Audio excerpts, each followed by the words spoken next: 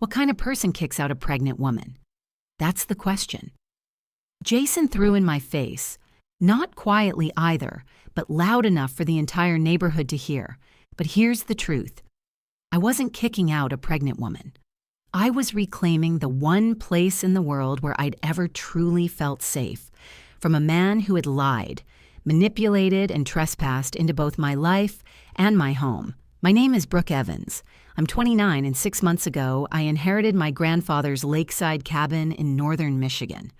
It wasn't just a piece of property, it was my heart, my history, and as I'd come to realize, my responsibility. And while I thought that would be the start of peaceful weekends away from my chaotic job in Detroit's marketing jungle, I had no idea my greatest battle wouldn't be in boardrooms, but on my grandfather's porch. Back when I was 7 and my parents split, it wasn't therapy or school counselors that got me through it, was Grandpa George. Every summer, like clockwork, I'd spend 3 weeks up at his old log cabin tucked beside Crystal Lake. It wasn't glamorous. 2 bedrooms, wrap-around porch stone fireplace, and a dock that creaked with every footstep. But to me, it was magic. He taught me how to cast a fishing line, how to paddle a canoe against the current, and how to build a fire that would outlast a storm. But more than that, he taught me how to slow down. He was the kind of man who could sit still for hours, just listening to bird calls or the sound of loons echoing over the lake. "This place has spirit, Brookie," he used to say, using my childhood nickname. Not the ghost kind, the kind that builds character, the kind that stays with you. Those summers changed me. When high school anxiety left me panicked, he taught me to breathe on the porch at dawn. When I questioned my career choices in college, we sat on the dock mapping out my goals. No judgment, just his quiet wisdom. That cabin wasn't just a retreat. It was the one place on earth where I always felt seen.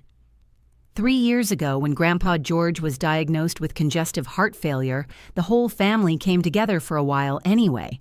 My sister Amanda and her husband Jason visited on weekends.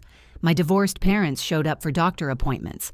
But I was the one who pressed pause on my life, moved into his main house in Ann Arbor, and became his full-time caregiver for nearly a year.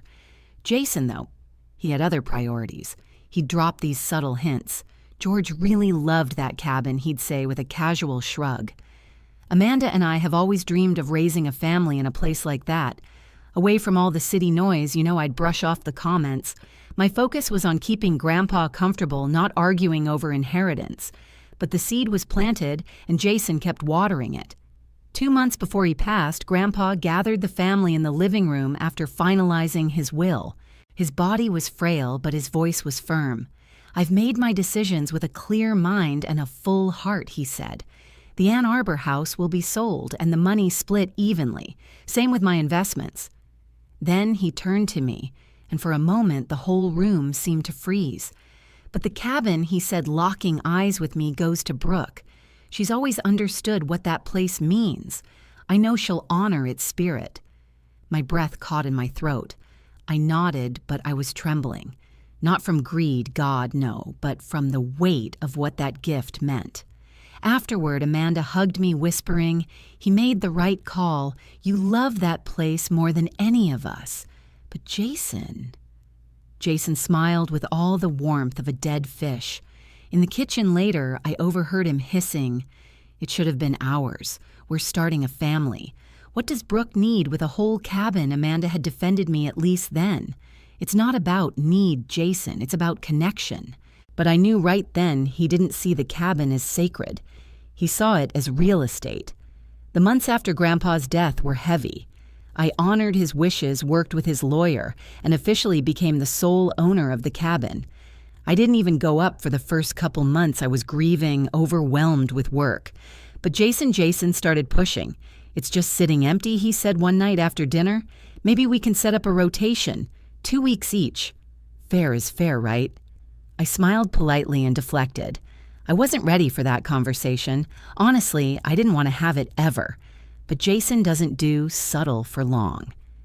The message came through just before midnight on a Wednesday night when I was neck-deep in client revisions for a failing campaign.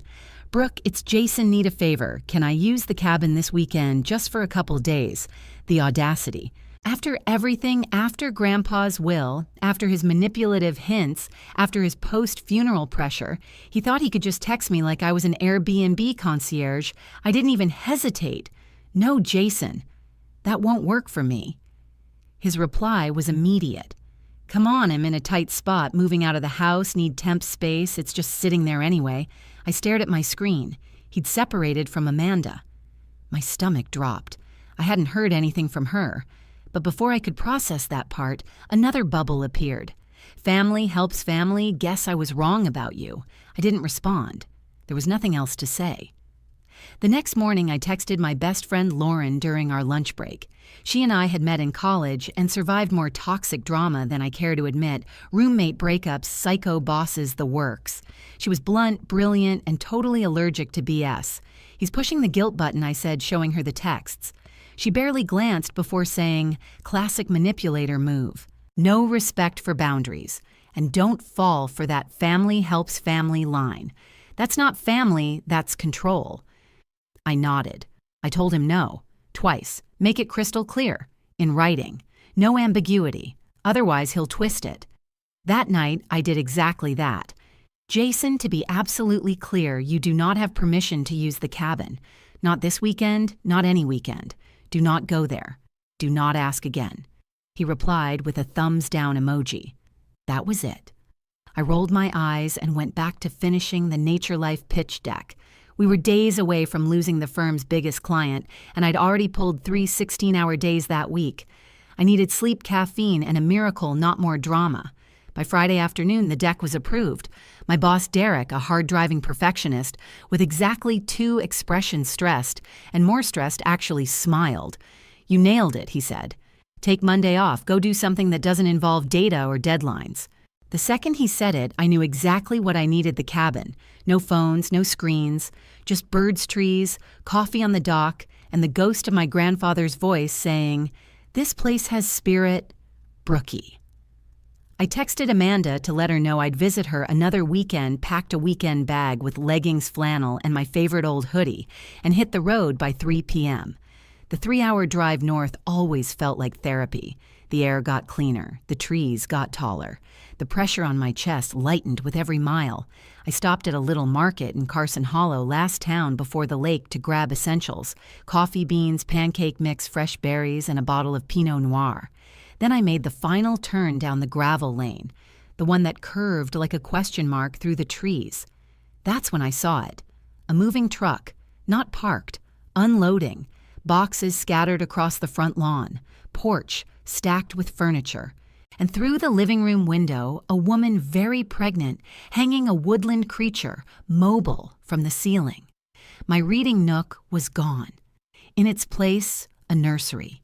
My heart plummeted like a stone in the lake. I parked directly behind the moving truck, effectively blocking it in, and sat there with both hands gripping the wheel, white-knuckled, breath shallow. This wasn't a misunderstanding. This wasn't a spontaneous visit. This was premeditated trespass. And I'd told him explicitly not to come. I stepped out slowly, noting every detail like a crime scene investigator. Baby gear boxes labeled nursery, a dog bowl filled with water near the steps. A crib leaned against the porch railing like a challenge. I walked the perimeter of the cabin, peering through the windows. Jason wasn't in sight, but the inside was completely rearranged. Grandpa's fishing rods, which used to hang reverently above the mantel, now leaned in a corner, like clutter. A pastel yellow paint job had started to creep up the walls. And that's when I saw her. A red-haired woman, mid-30s, wearing a loose t-shirt over maternity leggings, emerged from the hallway, hand on her back. She caught sight of me through the window and smiled. She opened the door and said, "Oh, you must be Amanda. Jason said you'd come help." I blinked. "I'm not Amanda. I'm Brooke. This is my cabin." Her face froze. "Brooke?" "Evans." "Yes." She went pale. But Jason said, "You were letting us stay, that you offered this place. He said you were generous, especially with the baby coming so soon." I stepped inside. "Hazel right?" She nodded. I kept my tone calm. "Hazel, I'm sorry, but I never agreed to this. Jason never had permission to move in. He never even had permission to visit. But we've already moved out of his apartment, she said, voice cracking. He said it was all arranged. It's not, and you've been lied to. Before I could say more, gravel crunched outside. Jason's black pickup truck appeared pulling up with a grocery bag in one hand and an irritating whistle on his lips. Like this was a picnic. He walked in through the open door and froze. Then somehow he smiled. Brooke. What a surprise. Didn't expect you until tomorrow. I never said tomorrow. I said no. He chuckled like we were sharing a joke. Let's not make a scene in front of Hazel. Yeah, she's in a delicate condition. I turned to Hazel. He didn't tell you I said no, did he? Hazel looked like she'd been punched in the stomach. Jason tried to cut in, but I raised my voice just enough. Jason, you are not welcome here. You are not staying here. This is trespassing. You're being unreasonable. He snapped, his mask slipping. We need a place. You have a whole cabin sitting empty. It's the perfect solution. No, I said the perfect solution would have been respecting my property and not lying to your girlfriend. Jason's eyes darkened. He set the grocery bag down on Grandpa's old coffee table, my table now, and turned toward me, arms outstretched in mock peace. Let's all take a breath, okay? This doesn't need to be dramatic. Hazel was clutching her belly, her eyes darting between us. Jason. What's going on? I answered for him. Hazel Jason did not ask for permission. I told him explicitly that he could not stay here. This isn't a shared family retreat. It's mine. My name is on the deed. Jason stepped forward, his voice dropping to that syrupy tone I'd learned to associate with trouble. Come on, Brooke. You really want to argue about paperwork? We're family. This cabin was Grandpa's, not some corporate asset. He'd have wanted it to help people. I snapped. Don't you dare invoke Grandpa George to justify your lies. He straightened, voice rising. You think this is just about a house Hazel's due in 6 weeks. We need stability. I've already moved our mailing address here. The utilities are in my name. We've started our life here. You want to throw a pregnant woman out on the street? Hazel gasped. Wait, you changed the address. Set up utilities when Jason ignored her eyes boring into mine. You've always had it easy, Brooke. Grandpa doted on you. Amanda defended you. Now you get a whole cabin to yourself while we're out here trying to raise a child. This isn't about favoritism, I shot back. It's about boundaries. Jason scoffed. You and your precious boundaries. You'd let your own family suffer just to hoard a house that sits empty. Hazel's hand trembled as she reached for a chair. Jason, you told me Brooke invited us. She did. He lied without missing a beat. She said we could stay while we got settled. Isn't that right, Brooke? My blood ran cold. No, I said firmly. Hazel, I never said that. Jason asked to visit, and I told him no. He came anyway. He lied to you, just like he lied to Amanda. Jason barked a humorless laugh. So now I'm a villain for needing a place to stay, for squatting in someone else's property without consent. Yes, Jason. That's exactly what you are. The front door creaked open. He turned his head, eyes narrowing. I spoke to the neighbors, he said with calculated smugness. Told them we were moving in, helping take care of the family property while you're off in the city. They're thrilled to have year-round residents. Said it's about time this place had life again. I stared at him in disbelief. You're trying to create a narrative, I said slowly. You want everyone around here to think you belong here, that this is some kind of arrangement. Jason smirked. Already done. Everyone thinks you're overwhelmed from Grandpa dying, confused about what you agreed to. If this turns ugly, who do you think they'll believe poor Hazel pregnant and abandoned? Or the uptight city girl trying to kick out her family? Hazel blinked rapidly. What are you saying? You want people to think Brooke's unstable? He kept going. All it takes is doubt. You think cops want to get involved in a family dispute. You think the court wants to deal with, she said, he said. If you fight this Brooke, you're the villain. It'll get ugly fast. I stood there frozen for a moment, staring at the man who had once been part of every Thanksgiving, every family cookout. He wasn't just crossing a line, he was bulldozing it. You have until morning, I said finally. Pack up. Leave. Jason stepped close, too close, his voice barely above a whisper. Make me. The air between us thickened. Hazel stood awkwardly behind him, one hand on her belly, her eyes wide and wet. I grabbed my purse and keys. I need air. Outside, I sat in my car shaking. My fingers trembled too badly to start the engine. I stared out over the water, once a place of peace, now tainted with dread. I called Lauren. What she shouted after I told her. He's living there now with her. And you told him not to come. He's changed the address, the utilities. He even has Hazel believing I offered the place. That's illegal, she said. It's textbook manipulation. Document everything. Texts, photos, videos, and call a lawyer first thing tomorrow. What about tonight?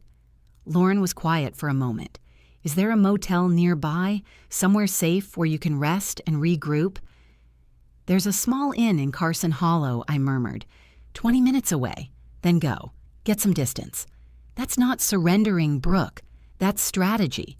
Don't engage him emotionally. That's what he wants. Before leaving, I did one more thing.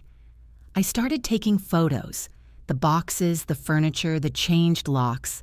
Then I switched to video holding the phone low. For the record, I said aloud, you do not have permission to be here. You do not have permission to establish residency. This is trespassing. I am asking you to leave. Jason stepped out of the cabin. What the hell are you doing? I didn't stop recording. He moved closer, face contorting. Turn that off, I stepped back. Touch me and that's assault. You think you're clever, huh? He sneered. Perfect Brooke, golden child, gets everything handed to her. I stared at him. You think this is about me being favored. This is about you trying to steal what isn't yours. Just then, Hazel stepped onto the porch. You said Brooke offered it. She whispered, her voice shaking, that it was all arranged. Jason spun. Get inside, Hazel. This doesn't concern you. It absolutely does, she said. You lied. To me, to her, about everything. He snarled.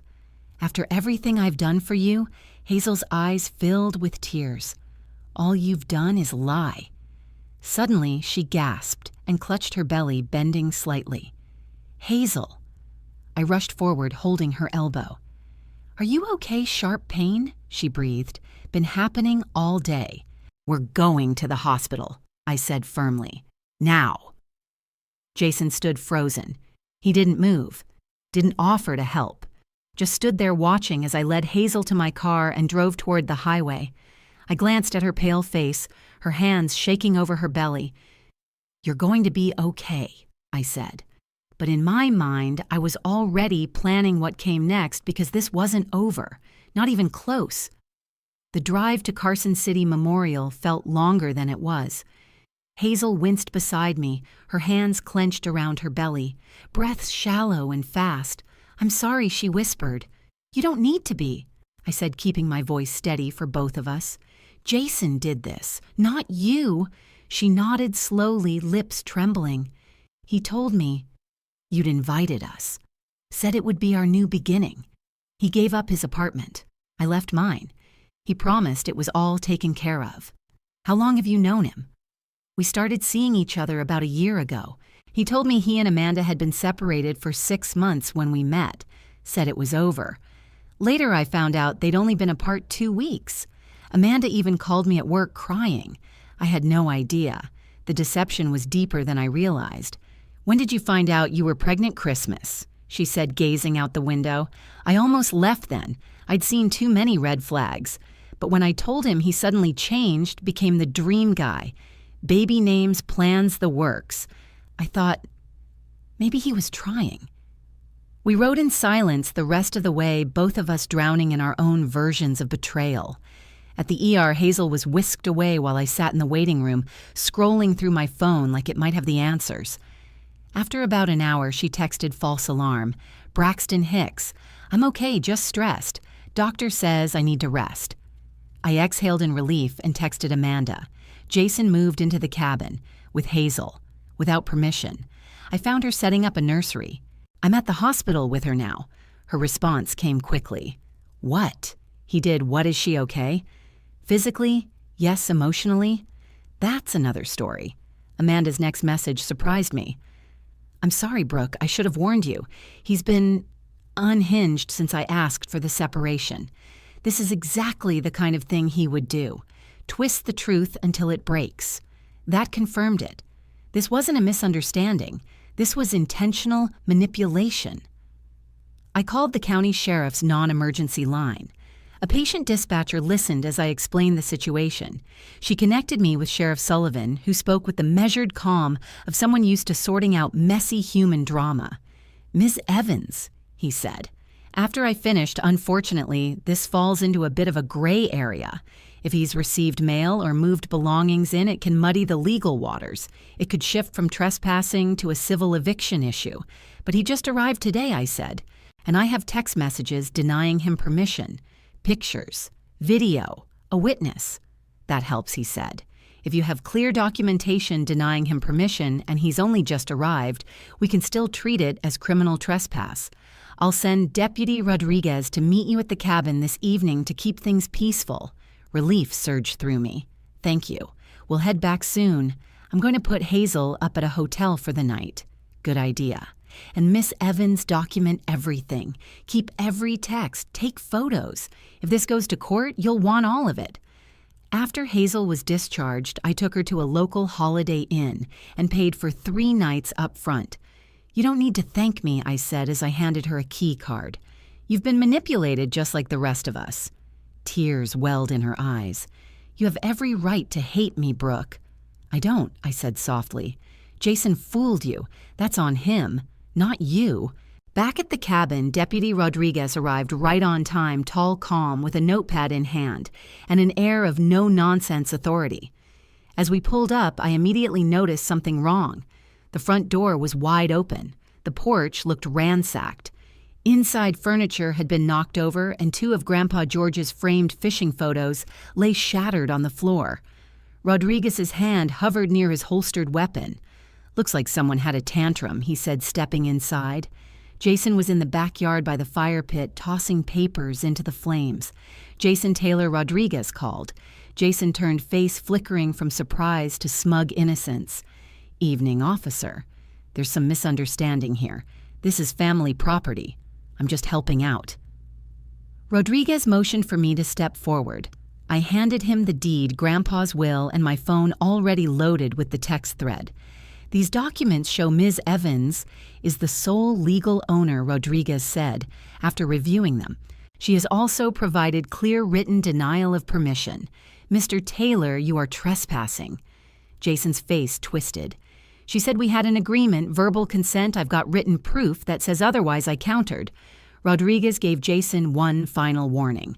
Sir, you have 2 options. Leave voluntarily with your belongings or face arrest for criminal trespass. Jason hesitated. His eyes darted between me, the deputy, and the open doorway of the cabin. Finally, his shoulders sagged. Fine. I'll get our things. I'll need to supervise, Rodriguez said. Standard procedure. The next 2 hours were painful to watch.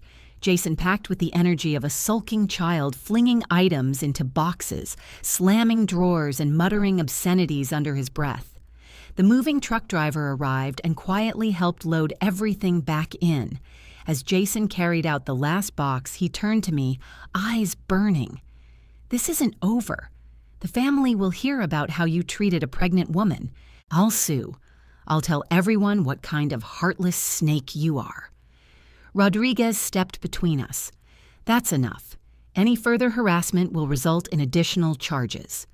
Jason spat on the gravel driveway. You think you've won. You'll be sorry.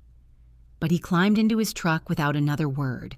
As the vehicles disappeared down the dirt road, a deep, quiet stillness settled over the cabin. The porch light flickered. The trees swayed softly. And I finally breathed. Rodriguez handed me his card. Call if he comes back. I recommend changing the locks tonight. There's a local guy I trust. Want his number. Yes, please. An hour later, a locksmith arrived and replaced every lock on the property.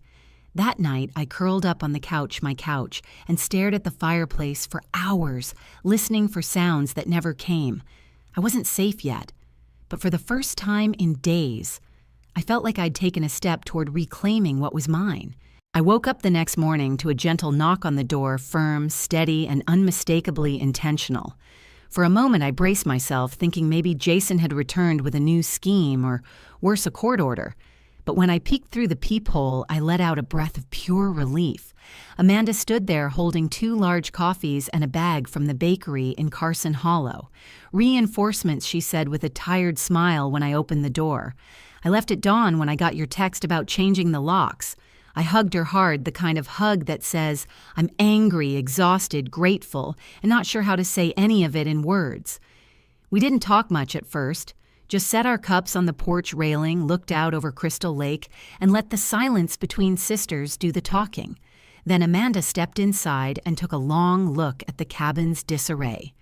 Jason always was a sore loser, she muttered, nudging a tipped-over lamp upright. But this is a new low. As we cleaned, I noticed the quiet determination in Amanda's movements. She wasn't just tidying, she was reclaiming something too. A piece of our family, a piece of herself.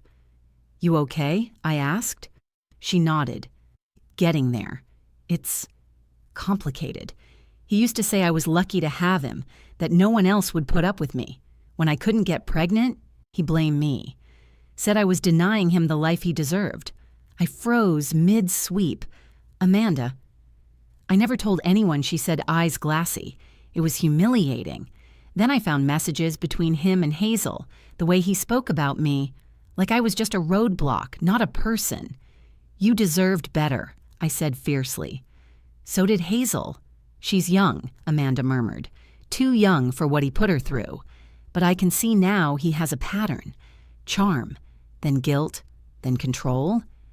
That afternoon, we reset the furniture, swept up glass, and rehung what pictures we could salvage. The cabin began to feel whole again, like a wounded animal slowly finding its footing. In the bedroom that had been hastily turned into a nursery, I opened a dresser drawer and found a stack of documents, haphazard stuffed between mismatched socks and a half-empty bag of prenatal vitamins. I unfolded one page, and my eyes widened. Look at this, I said, passing it to Amanda. It was a foreclosure notice.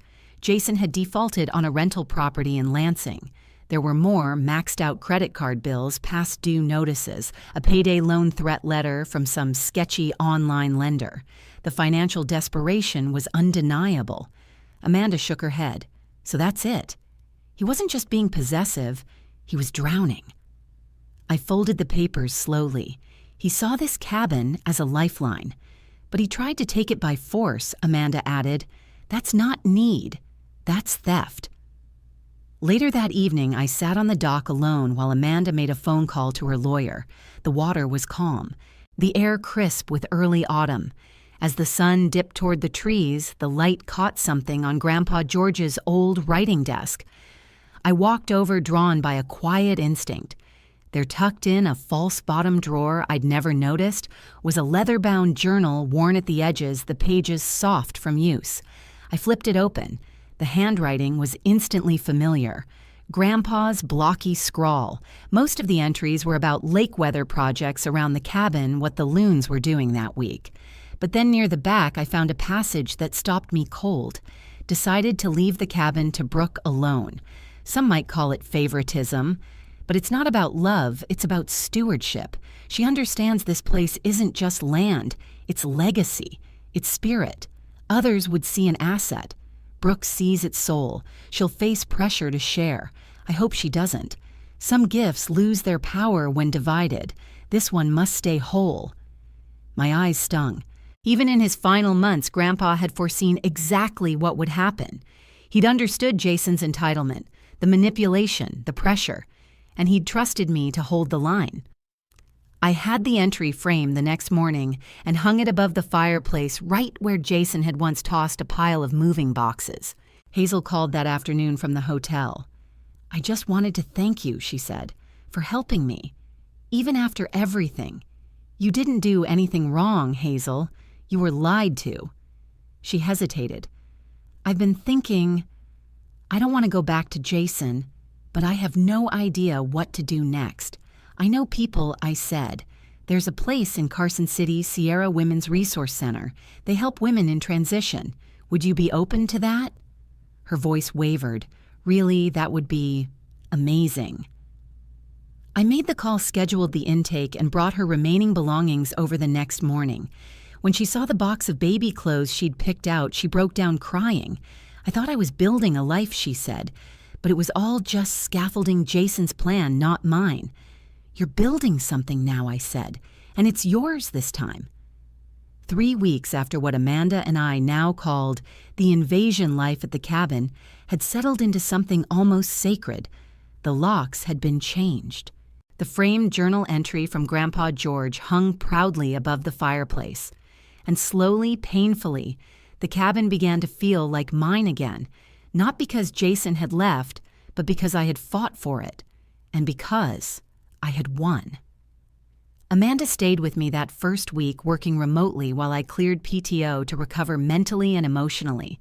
We swam in Crystal Lake each morning, cooked simple meals from Grandpa's old recipes, and spent long evenings on the dock, sometimes laughing, sometimes quiet, but always healing. During one of those dockside sunsets, Amanda asked the question I'd been waiting for. "Do you think Jason's really done?" I exhaled. "No." He threatened to sue. Said he'd tell the whole family I was cruel, kicking out a pregnant woman. But I spoke to a lawyer. My ownership is ironclad. His mail forwarding and utility tricks. They won't hold up in court. Good, she said, because Mom and Dad are on your side. I told them everything.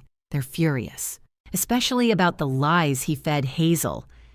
Later that week, while reorganizing Grandpa's old desk drawers, I found more documentation, a meticulous map of the property boundaries, and beneath it, tucked in a manila envelope, something unexpected, a certificate of trust. He'd not only given me the cabin, he'd created a legal trust in my name 6 months before he died, ensuring the property was protected from any claims, even from other heirs. Amanda and I sat in stunned silence as I read it aloud. He really did see this coming, I whispered. And he made sure no one could take it from you, she added. I visited Hazel twice during that same week at the Sierra Women's Resource Center. She'd moved into transitional housing and was meeting regularly with a counselor. She told me she'd found a remote part-time job in online customer service and was exploring community resources for expecting mothers. But it was something she said during our second visit that struck me hardest. "You know what I've learned?" she asked, cradling her belly. "Boundaries aren't just about pushing people out.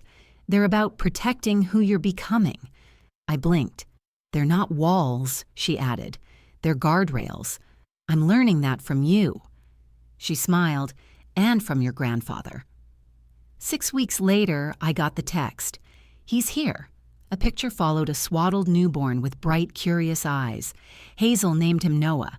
When I visited them in the hospital, she placed the baby in my arms and said, "Meet your honorary nephew, Aunt Brooke." My throat tightened. "Are you sure?" Hazel nodded. "You've been more family to us than his actual father."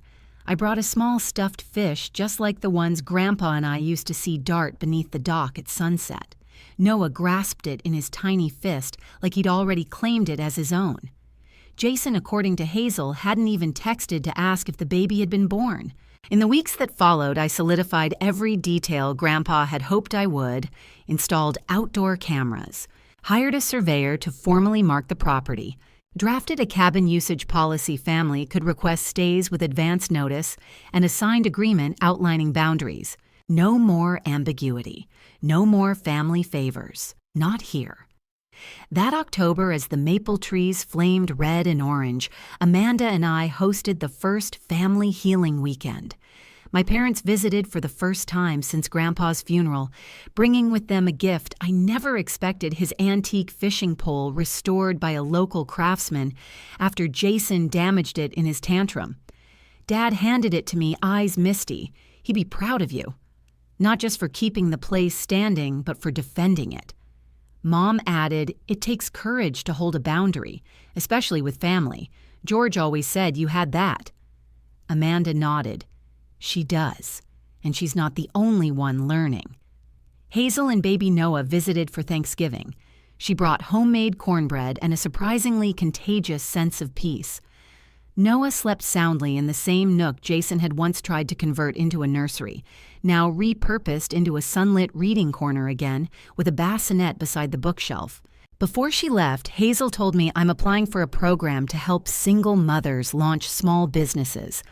I want Noah to grow up knowing strength doesn't come from noise, it comes from truth. One snowy December morning, as I sat at Grandpa's desk drinking coffee, I reread another journal entry I hadn't noticed before. Property isn't just land, it's a responsibility, a trust. The cabin isn't valuable because of what it's worth on paper, it's valuable because of the memories it holds and the wisdom it protects. True stewards understand you don't own legacy, you protect it, you live it, you pass it on whole. I closed the journal and looked around. The fireplace flickered quietly. Amanda's laughter rang from the kitchen. The walls, once echoing with tension, now held peace. And in that moment, I knew. I hadn't just inherited the cabin, I had inherited Grandpa's strength, his wisdom, his boundaries, his legacy. Have you ever had to set a hard boundary with someone you love? Tell me your story in the comments. I'd love to hear how you reclaimed your space, your peace, or your power. And if this story resonated with you, please hit that like button and subscribe. Because sometimes the strongest form of love is knowing when to say no and meaning it. Thank you for joining me on this journey. Until next time, this is Brooke Evans wishing you peace, strength, and the courage to protect your sanctuary.